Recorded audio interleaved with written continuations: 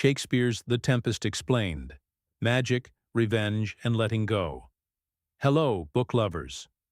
Welcome back to the channel. Today we're tackling a play that has it all. A raging storm, a magical island, a vengeful wizard, monstrous creatures, and romantic comedy. Sounds like a modern fantasy blockbuster, right? Well, it was written over 400 years ago by William Shakespeare. It's called The Tempest, and it's one of his most magical and mysterious plays. If you think Shakespeare is all stuffy language and confusing plots, this one might just change your mind. We're going to sail into the heart of this story, uncover its biggest themes, and discover why this tale of magic and forgiveness is so incredibly special. Let's begin. So what actually happens in The Tempest? Let's break it down.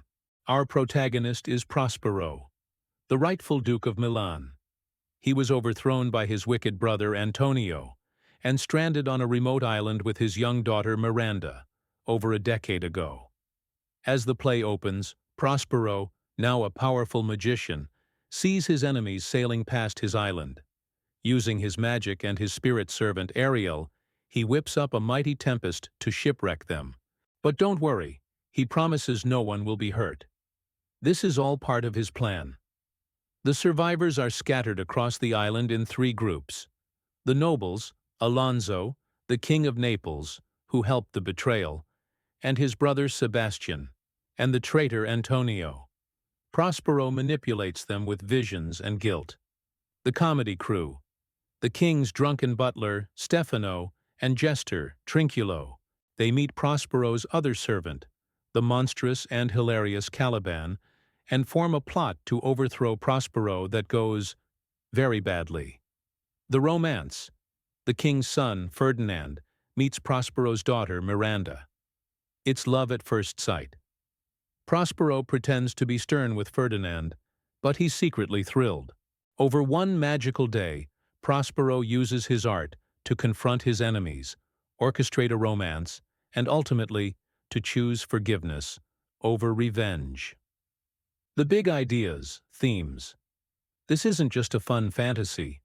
Like all great Shakespeare, it's packed with ideas that are still super relevant. Colonization and power. This is a huge one.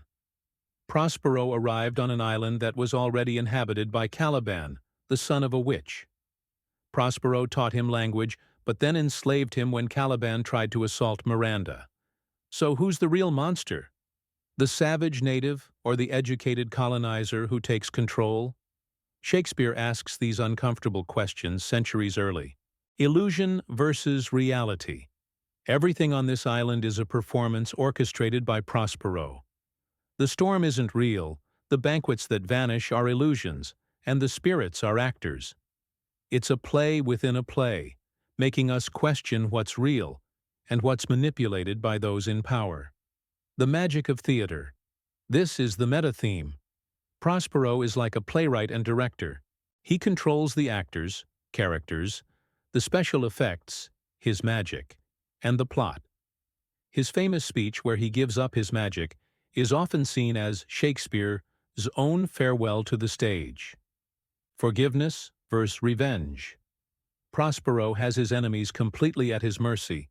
He has every reason to seek revenge, but he doesn't. He chooses to forgive them, saying, "The rarer action is in virtue than in vengeance." It's a powerful message about breaking cycles of hatred and choosing to be free from the past. Context and why it's a masterpiece. So why did Shakespeare write this?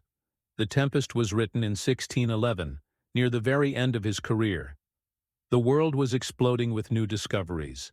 Travelers' tales from the Americas, like stories of the Bermuda Triangle, were fascinating London audiences. Shakespeare was tapping into that curiosity about the New World and the big ethical questions it raised.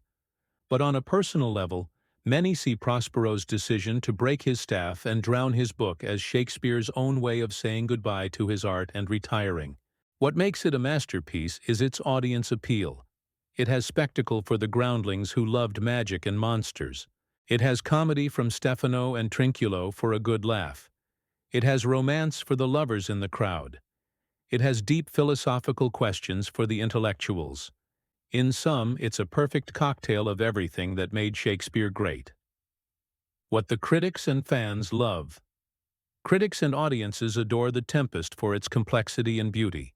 They praise its poetic language. Some of Shakespeare's most famous quotes come from here, like Prospero's line, "We are such stuff as dreams are made on, and our little life is rounded with a sleep." They love the ambiguity. There's no easy answer to the Caliban debate.